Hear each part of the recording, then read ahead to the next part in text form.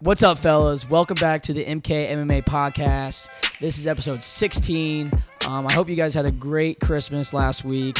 I just sorry for not putting out a video last week. I just had a bunch of family stuff going on. I was out of town and just, didn't have time to make a video. But I hope you guys enjoyed your break from work or school or anything like that. I know mine was great. Spent a lot of time with Joao as well.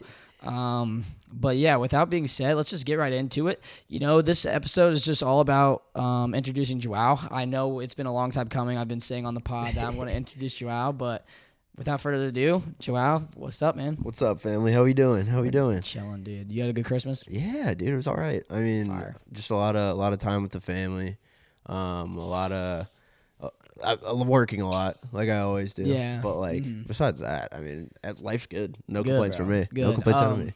Yeah, so guys, Joao's been like my best friend since I was like 16 years old. So for the past 7 years of my life now. So was just asking him to get on the pod because there's no content to shove out right now. And because UFC's on a break until mid-January, so a couple weeks. But then we're just kicking off that first card with Justin Gaethje and Patty Pimblett. So that will be insane. By the way, if you see me look at the computer a lot, we've had really a lot of technical difficulties. We've been trying to fix this mic for the past hour, and we finally figured it out. Yeah, it's so fucked. Joao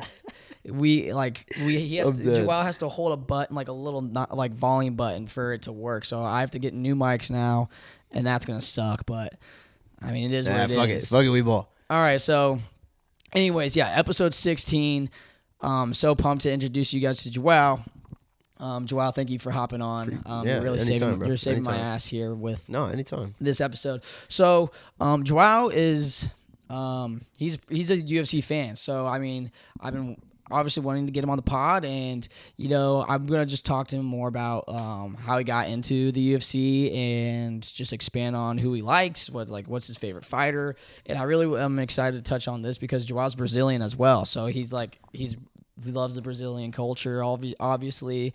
The Brazilian UFC fighters too. We have a history of having great UFC fighters. So that's kind of also what got me into it. There's a ton of random sports that I just kind of fuck with, just because oh shit, there's a Brazilian that's a dog. There's a lip Brazilian on it. Yeah. But So who got you into the UFC? Who was the main guy that you saw? For me, it was McGregor, right? And I was just that's how I got into it. I feel it's a lot of people our age. It's duh. It's McGregor's that guy. Yeah. I mean, there's no ifs, ands, or buts about it. Yeah, because we were also when McGregor popped off and was double champ and beat Jose Aldo for the first title he got. Oh yeah, he was we were 14, 15 years old. No, yeah. So I mean, that's obviously how you mature from watching WWE, we were WWE fans, and then transitioning into UFC. Yeah, but who's the guy that you're oh shit, I want to start watching this sport because of him? So originally, back in the day, I knew of Anderson Silva, and obviously he was on a fucking tear. He's one of the best UFC fighters ever, some people say. I agree with that. I'm obviously biased, but what I mean, I always kind of kept up. Didn't really watch pay-per-views or anything like that, or the events. Yeah, because we couldn't afford pay-per-view at 15 years old, and then you'd have to beg our parents to buy it, and it would only be a one-time thing for them too. Exactly. No, but I mean, it was the one that really got me hooked, tapped into the sport. It was McGregor with the McGregor Jose Aldo fight. I mean, gotcha. That just the whole build up to everything, how the press conference, they have the Irish guys singing during the press conference. That was a fried press conference. Amazing. That, I mean, the whole McGregor saga really kind of roped me in. And then I kind of tapped out for a while. Then Israel Adesanya. Okay, Izzy. yeah. I mean, that's one of my goats, bro. One of my fucking goats. Stylebender was on top of the world. Yeah. I mean, he kind of brought me back, and then ever since then, I've really been paying attention. But I want to preface this and say this with I am an absolute casual. Like, I'm the definition of a casual. So like take totally anything fine. I say with a grain of salt. You know what I mean? That's like, totally fine though. That's what I'm here for. There's no like. That's what I'm here for. I've been watching fights with Rito for a long time. Kid knows his shit.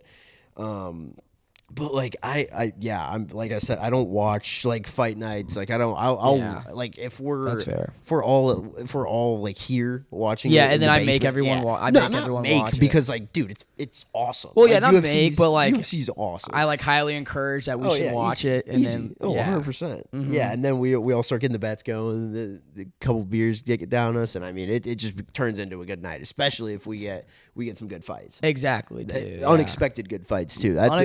Those are the best type of fights for sure. There was I forgot what I was gonna say, but no, you're good. No, yeah, but absolute casual. Just take anything I say with a grain of salt. Absolutely. Anything. Oh, okay. So yeah, I mean, dude. So McGregor, like, I bet Jose Aldo was a big reason like it got you into watching the UFC. Because that's why I watched that fight. Yeah, you know exactly, what I mean? Because you're like, I didn't really know about McGregor before. Like, granted, I don't know how long. And then Jose Aldo is like one of the best featherweights of all, like, if not the best featherweight of all time too. And then you see that he's a Brazilian fighting McGregor, who's also like the face of the sport. Yeah, and then you're like, this is a insanely great first fight to watch or something like that. No, but if I had to like some of my like favorite fighters, who would be like your favorite Brazilian fighter then, or just any like non-Brazilian, like who's like your favorite fighter, I guess. My guy would have to be. I mean, Paddy Pimblett's one of them. That's fine for sure. I mean, because he's taken the UFC by storm. I mean, the rise is just such an awesome story. The dude talks shit, backs it up. Like, what's not to love? Yeah. And when he beat Chandler, he kind of showed everyone that he was the real deal too. But like, I mean, Chandler's like what 2-5 in the UFC though, which is just not good. Yeah. But I mean, he was ranked 6th at the time when Paddy beat him. So I mean, you gotta put some credit to that. So I got Paddy. I would say Sugar Sean for sure. Poatan. I mean, like, would you say Poatan's your favorite Brazilian fighter? It's either him or Charles. Okay, yeah, for DuBronx, sure. yeah. DuBronx is. I mean, how can you not? You can't not love those two guys. Oh yeah, no, easy. Also, like Brazilian fighters are like the most wholesome guys as well. The most wholesome like UFC fighters that everyone like just loves. I've never heard of anyone hating these fighters. Who's the guy with the glasses? I forget. Prates. You know how we always that it's not Carlos Prates, but that's one of my favorite Brazilian fighters. I forget his fucking name. I know exactly who he's talking about, but I totally forget his name. Let me just go right to it. It is Jan Silva. Yeah. Oh, no. Is that how you pronounce it? That's the guy with the glasses. Yeah, he's the one that wears the glasses. I mean, no, there's like a couple guys. They're like the nerd club which or whatever. Is awesome. The UFC. Like I think that's so sick. Like why not? There's another guy that wears glasses too. That's that has a fight coming up as well. I forget which card he's on, but he just got announced onto a card. I think it's. I can't wait for the next. Until we get something. Would it be the I don't even know how you pronounce his name. This guy? Oh, Kaio? Mm-hmm. Maybe. He's part of like the nerd gang too. He like wears glasses. I don't even know. Whatever. It's just just a squad. Just a squad of Brazilian. Just fucking wearing glasses and kicking the shit out of people. I mean, like, what's not to love? But yeah, so you said Paddy and you said Poatan and then yeah, I love Sugar. How can you not like? I mean, dude, Sugar's so fried, and he keeps it so real on the pods too. Like he's like, oh yeah, that guy would knock me out or something. Yeah. We're good. We're back. Oh, we're here. We're here. Thank God. We're here. But dude, yeah, I just had a heart attack. Yeah, I mean, I'm similar with a couple of those favorite fighters. Like for me, it goes like Volkanovski or it goes. Oh, I forgot about Volk. Yeah. Like Volkanovski, or it could go. I mean, Ilya kind of. I love Sugar Sean. I want Conor to come back. I think everyone does. Diego Lopez, if you don't know him, he's Brazilian, but he like he fights out of Mexico. Right? Yeah, he fights out of Mexico. There's like a bunch of like beef that he's like fighting out of Mexico, and he's saying his nationality is Mexico, and the Brazilians are getting pissed or whatever. mean, like it was like some beef or whatnot. Whatever. Or I think it was like the Mexico fighters were saying he's not like Mexican or something like that, or like he's not a Mexican fighter. I don't know. It was something around the lines of that. I had no clue. I mean, but yeah, I'm a big Justin Gaethje fan. Oh, dude. Do you know who Alexandre Pantoja is? Yeah, obviously. Yeah, okay, he was, yeah, he was yeah, the flyweight champion that just like broke his arm on like in like 10 seconds into the fight, and then that sucked because he's one of my favorite fighters, and seeing him like lose his belt after like defending it 4 or 5 times successfully. And it's the injuries, bro. You hate seeing that shit. Yeah. You absolutely hate seeing. Oh, one more guy, Derek Lewis. Oh yeah, Derek Lewis is fire. That's his little celly after the Viper celly. I mean, like, and the balls is hot at the end of that too. Oh yeah, he's just just a guy, just an absolute demon. Yeah, dude. And who is it? He like one of his most recent fights, like he knocked somebody out with. He has the most knockouts in the UFC. So like, yeah, and he's been climbing his way up. So he's like belt chasing again. So that would be cool to see if he can make it there. But we'll see. I hope personality right there. I mean, like that's all you could ask for. He can sell fights too. Yeah. But shit. So that's a good list of people to have as your like favorite UFC fighters. Yeah. Like, I mean, whenever you see those guys come on, everyone's excited. Yeah, everyone's excited. Absolutely, because you know you're gonna get a quality fight. I mean, yeah. I mean, besides, there was one Sugar fight that I remember was like disappointing, but I don't. When he fought Merab, like the first or second time? I think so, yeah. I mean, we watched him versus Sugar Sean the second time, and Merab just submitted him and then like made it just look really easy. Yeah. I mean, that's what happens, though, when you're that good of a grappling guy. You know what I mean? Like, if you can get him on the ground that easily. Yeah, exactly. Good enough, especially against, like, Sugar Sean, kickboxer. Mm-hmm. Like, that's it. He is a kickboxer. Yeah. But hold on, let me turn on that light. Huh? What the fuck? Oh shit! There we go. We go. But yeah, so I guess going off like Poatan being like one of your favorite fighters, like dude, there's been so much talk like that him and John Jones at the White House could be a potential fight. Like, could you see like would you like obviously you would probably be excited for like that to be like, but like maybe even like I don't know if that would headline it. I would love to see a headline, but like, would you love to see that one on the UFC, like absolutely. The UFC White House card? Oh, absolutely. I mean, John Jones is one of the greatest UFC fighters of all time. Like, I think he's the GOAT of the. I think he's the GOAT. That could be a dream match. Like, you know what I mean? Like, you don't know. Like, Poatan could have always wanted to fight him. Whatever. Right? But yeah, I would love to see that fight, especially on the White House lawn. Like, that would be sick. That would be that. But.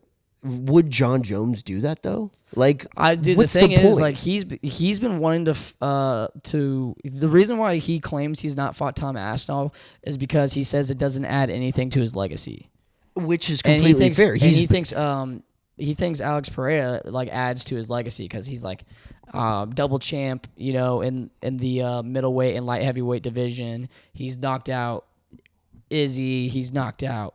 Magomed Ankalaev now, and he's knocked out Yuri. He's beaten Yuri twice, and he's beaten all these like big high. He's knocked out Sean Strickland when he was at middleweight. So he thinks that like fighting Alex Pereira will add more to his legacy and will give purpose to like his career, like more of his career, I guess, like when he retires. So that's what he's claimed. So, and I think it makes sense, but I feel like him fighting Tom Aspinall still like would show that how dominant he is of a fighter and how no one could have beaten him in the light heavyweight or heavyweight division. So I think he should have fought Tom, but like obviously I'm not John Jones. So. Right. I mean, I don't know. I just don't feel like you can dispute either what he's done. Like I understand wanting to leave a legacy and wanting to be considered the greatest of all time, which I already think he is. Yeah. Personally. Yeah. But like I don't know if there's a whole lot more that he needs to do, unless he just wants to do it. Yeah. If he wants to do it, fuck yeah, give me. And I think he's going to. The only reason why it might not be on the UFC White House card is because one, like Pereira needs to bump up a weight class and also vacate the belt, and then also Dana White wants people. He said to the media that he needs guys he can rely on. Okay. Like obviously you can rely on Alex Pereira to make it to a card, but like John Jones, like. ducking out of a card or not wanting to fight Tom when they offered him apparently a ton of money. Like one of probably the biggest bag offers in UFC history. That's obviously we don't know that number, but that's what I've heard.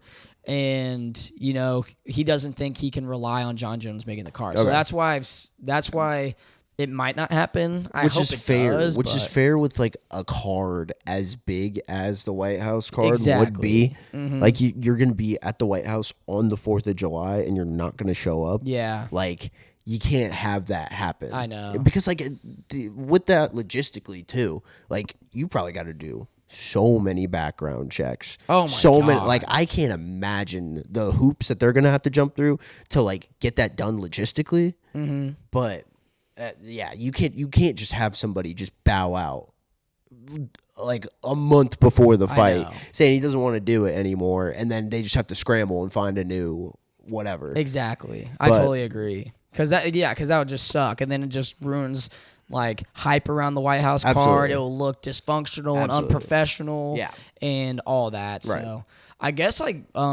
since we're talking about like obviously 2026. This is, by the way, we're filming this on Monday, December 29th. So since the 2026, the new year is right around the corner. What are you looking forward to, I guess, from the UFC of 2026? I know like you're not as tapped in as I am, like with the future. Like you probably don't know all the future fights that have already been announced. To be honest, what are you looking forward, like, I guess, with Paramount being the new streaming service and like it only being like $60 a year to watch in like everything of fight. UFC. Yeah. So like what are you looking forward to and hopefully expecting from honestly this very cheap of a fan watching experience and just like a new year? I'm looking forward to like you said, how accessible it's going to be to everybody. Mm-hmm. Like that's going to draw so many new eyes on the sport, like because Paramount's already a great streaming service, in my opinion. Yeah. They got some good shit on there. Mm-hmm. You throw it, plus, I'm a soccer guy, Brazilian, you know what I mean? Mm-hmm. But you got Champions League games on there. You got the Serie A on there. You now bring UFC. Like, which is, like, I guarantee you so many people are just already have it for those reasons. Yeah, and I mean, they stream CBS Sports. Exactly. Like the network. So it's like, and so you're getting all those people that watch, that get the subscription for Paramount to watch CBS Sports, and then you're just bringing in a whole new sport that they don't have to even pay to watch because they've already, like, in how a mindset would work, it's like, oh, I'm already paying for Paramount Plus, and they're bringing on UFC. I'm already paying for. Like that's I'm basically getting UFC for free at that point. No, it's crazy. UFC. I mean, I'm looking forward to like how accessible it's going to be. I'm like, if they can pull off that White House card, if that's actually happening, that's going to be awesome. Yeah. Hopefully in 2026, I'm looking forward to maybe going to my first UFC event. Dude, like, I have never been to a UFC event also, and I'm pissed because like they had one in Chicago over the summer, and it was literally like around my birthday. My birthday's on August 13th, and it was on the 16th. And I just didn't pull the trigger. And I was so pissed off I didn't. I don't know why I didn't. I mean, hindsight's 2020. Yeah.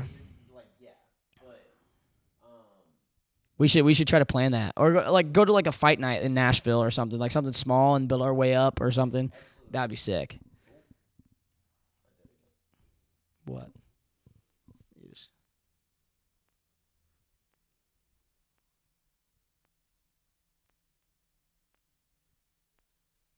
What the fuck? Technical difficulties, man. How is that not unmuting? Hey, there we go. Oh, wait, we're back. We're back, chat. Jesus. We're back.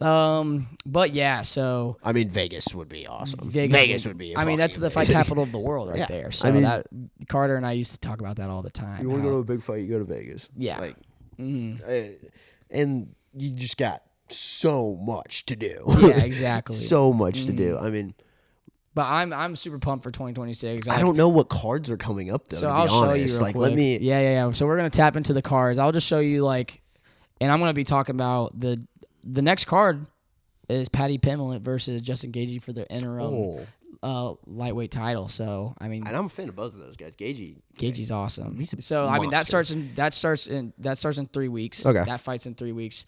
And then Amanda Nunes, Brazilian, she coming out of retirement to fight Kayla Harrison, who's like a great women's UFC champion. She's like super dominant, good grappler. Okay. That's good. That's like I was just saying, that's like a super fight in my opinion. Like that's the hype that has.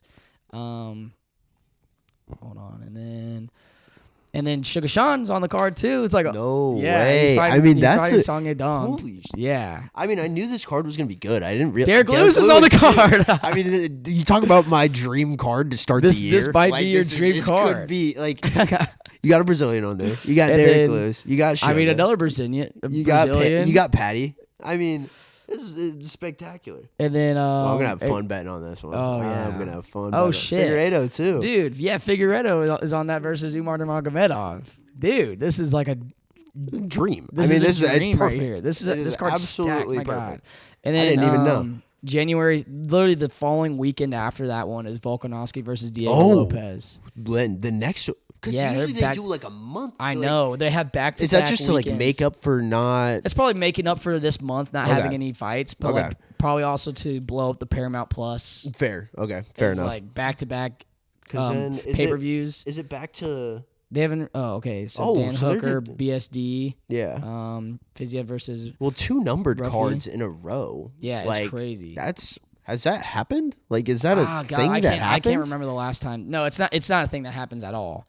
Sometimes there's like a week gap or a 2-week gap where it'll like there'll be a number card and then a 2-week period where it's just regular fights and then a number card as well. But yeah, interesting. No shit. But then the next one's not till March 7th. So I guess it's because there was no February. That's why they made it. There's no like numbered card in February. That's why they made it just in January for both. Fair enough. Back to back. So yeah, that'd be sick. But what else? Do you know where those fights are gonna be?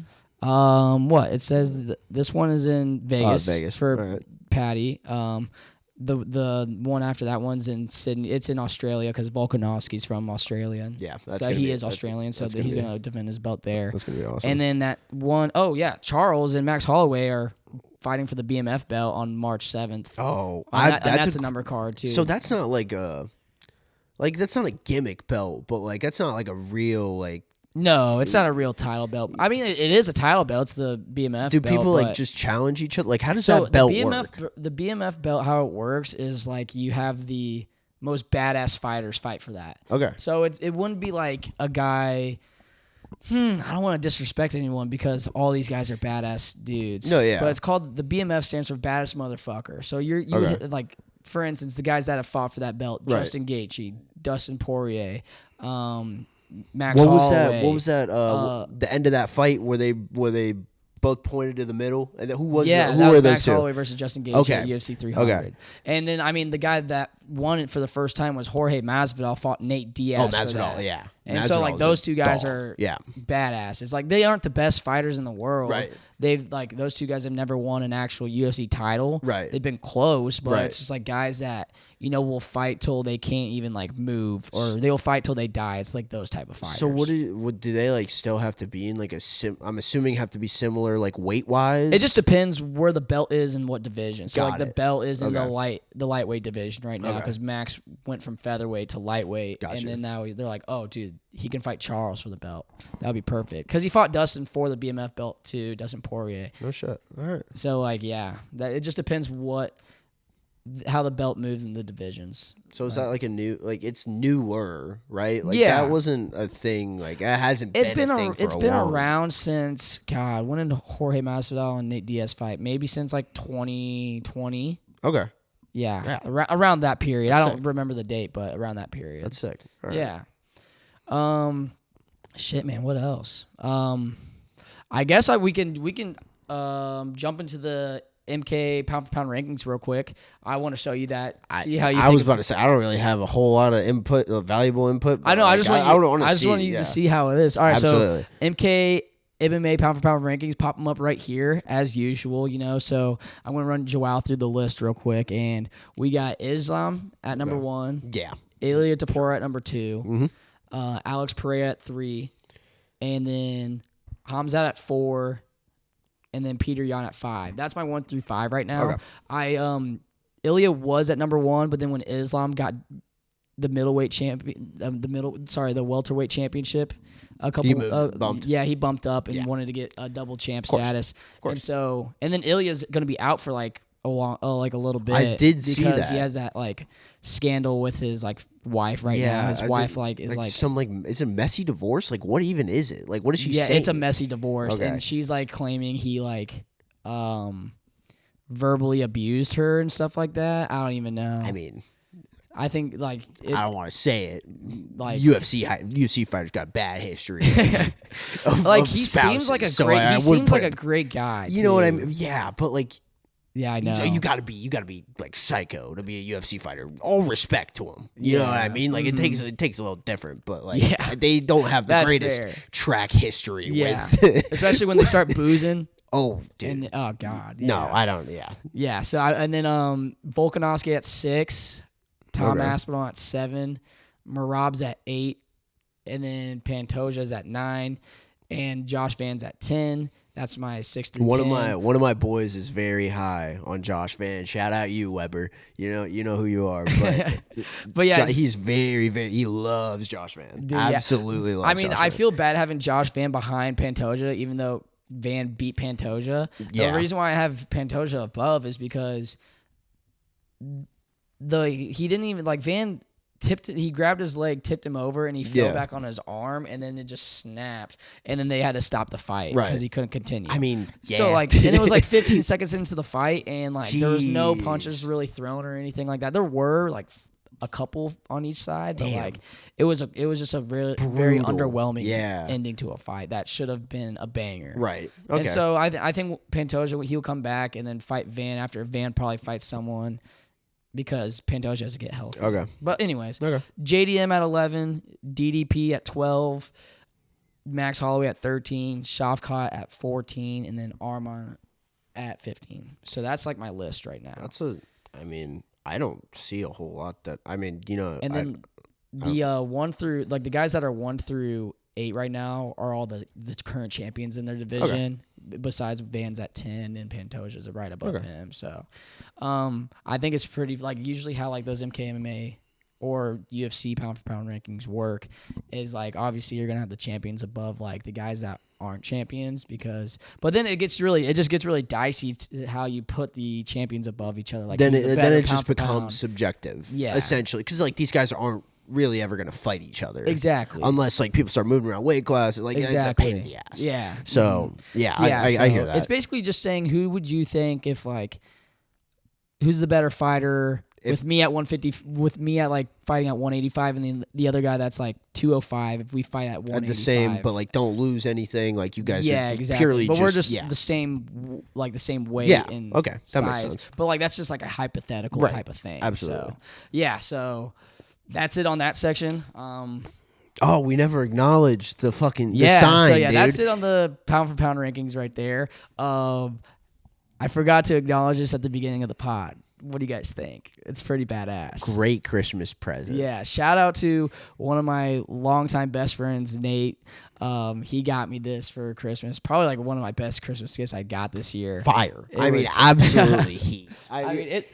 And you can like turn up the brightness on the shit too, but like I just had to adjust it with the camera. So like, shout out Nate for supporting pod. Shout out the boy Nate, bro. That was a huge gift. I'm like, we needed some more production on this side of things to better the podcast too. So it was definitely a big help.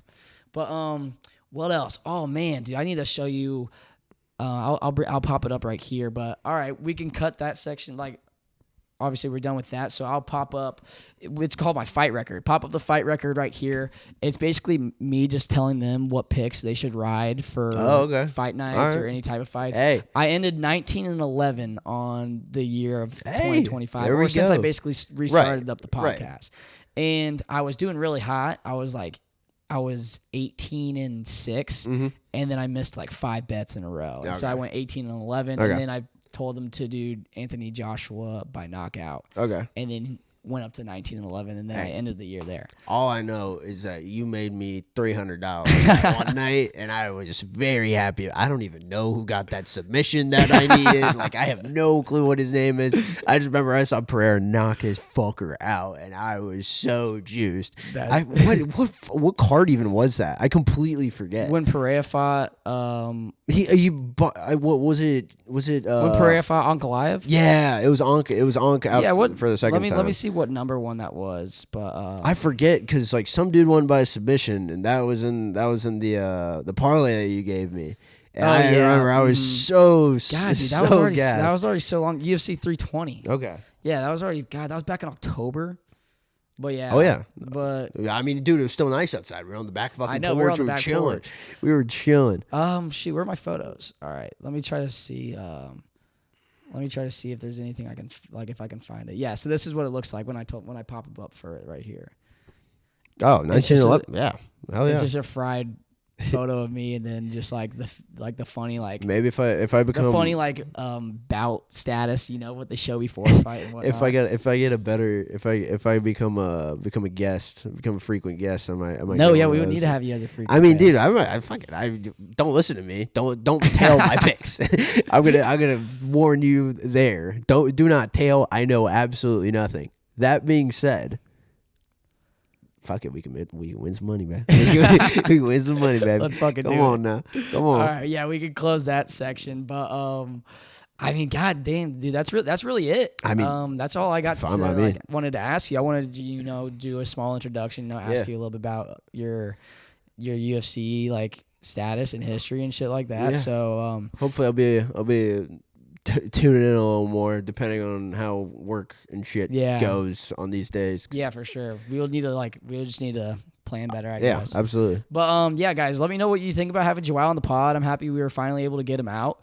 Joao, thank you for hopping on, dude. Of course, dude. Anytime. Yeah, dude, you're welcome on the pod whenever you want. Awesome. Guys, let us know in the comment sections what you thought about this new episode with having a guest on. Let me know if I should keep having more guests on. I would love to personally.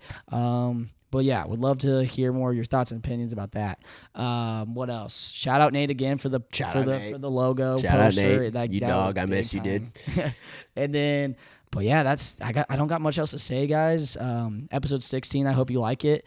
We will talk about the Justin Gaethje Paddy Pimblett fight for to kick off the Paramount Plus card on the next episode next week. And I hope you enjoy this one. Hope you guys had a Merry Christmas and Happy New Year's. Make sure to like, subscribe, ring that damn bell, rip the comment section for me. I love when you guys show me the support and love. So with that being said, I'll see you guys on the next one. Later.